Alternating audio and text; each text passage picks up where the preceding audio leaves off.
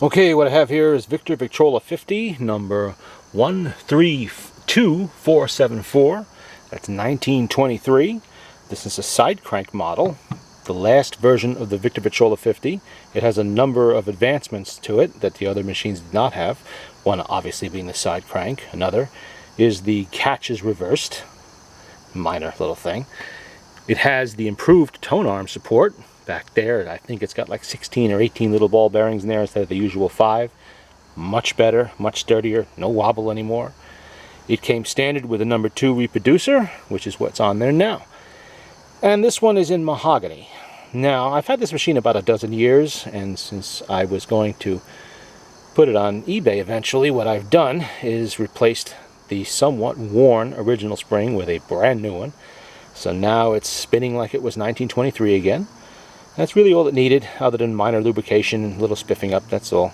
I've played hundreds of records on this machine, and it's a very good one. But I have other ones now. I have 2 or 3 just like it, so I need to thin the collection out a bit. And this one is eventually, when I get around to it, going to be put up for sale. But for now, I'm just going to play with it. Now I have Soldiers of the King March, that's the Arthur Pryor band. And you notice it's holding. Now watch it spin right up. Look at that. That's the hallmark of a really good spring, as it spins right up with no hesitation when you take the brake off. Of course, as usual, it's brand new needle. Replace the needle every time you play a record, because needles are expendable, records are not.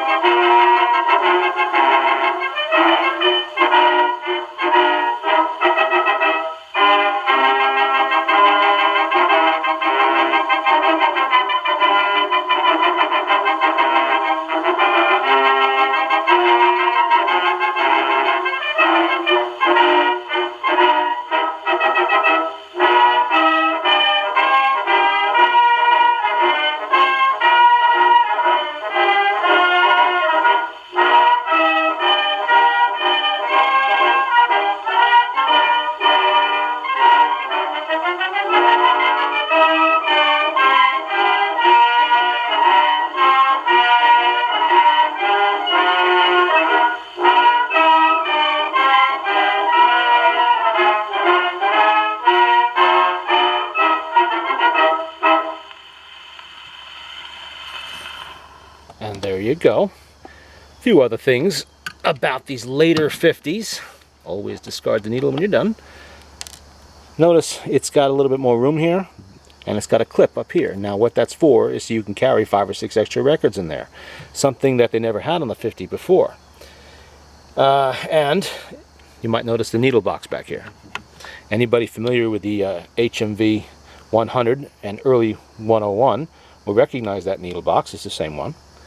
The patent was shared with HMV.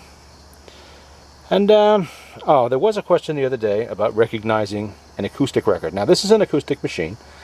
It will play records, any record you want. You can put a 78 and the 40s on there if you want to, but the heavy brass reproducer is going to start to eat into the record eventually and will, over time, damage it. And they don't sound right on these machines. The later electrically recorded records sound loud. Even if you use a low-tone needle, it's still going to sound loud. Now, this is what an acoustic Victor label looks like. You see that label? Doesn't matter what color it is. It could be blue, purple, black, or red. Red being the premium opera singers like Caruso.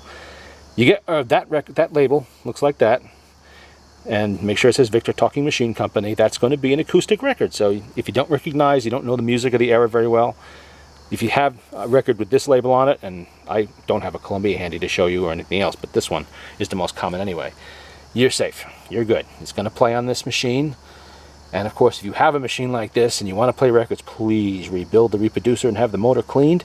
You don't necessarily have to put a new spring in it if you don't want to. I had the old spring in here for years. Only thing was, it was a little weak, and it would only play one side of a record. This spring, actually, if the record is clean, it'll play both sides. Now, that's the other issue. Records can be worn, and a worn record, this one is not worn, but a worn record will slow up the needle and use more spring power, so you may not get a full 2 plays out of it. But if you have clean records, it'll play. It'll play both sides with a brand new spring. That's why I put a new spring in there.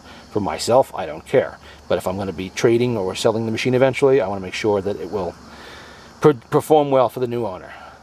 Now, like I said before, you can play the newer records on here if you want to. If you had Glenn Miller from the 40s, yeah, you can play it.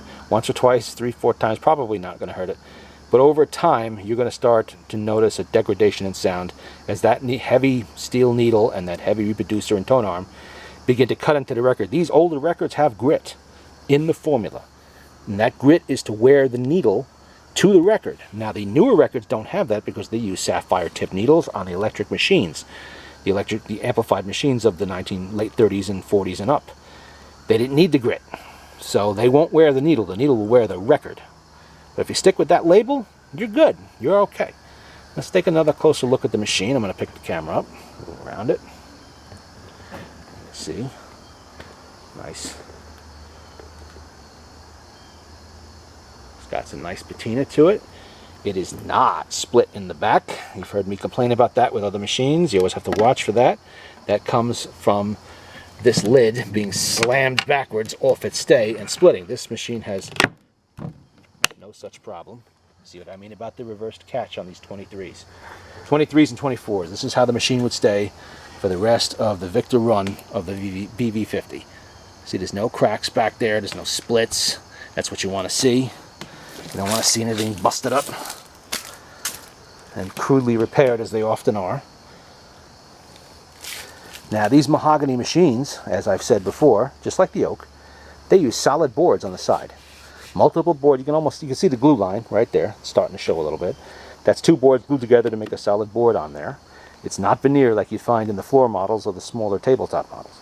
The top, however, here, this is a veneer panel.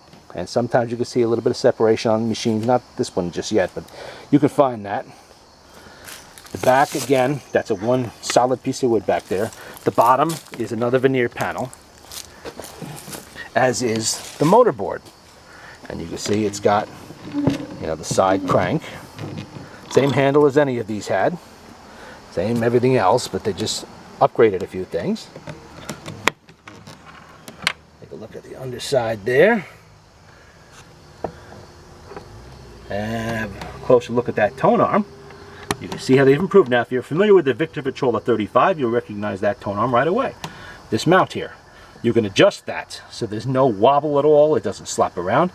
This is probably the best machine as a player. If all you wanted to do was play records and you don't really want to get into collecting these, this is the one you want to look for because this has all the advancements that these machines had before the end of their run.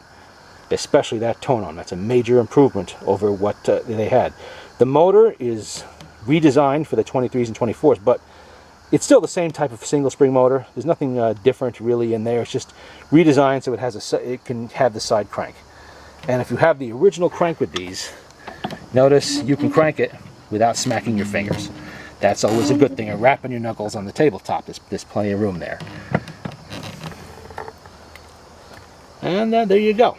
There is the Victor Victrola 1923 number 132,474. 1923. And of course, you notice this.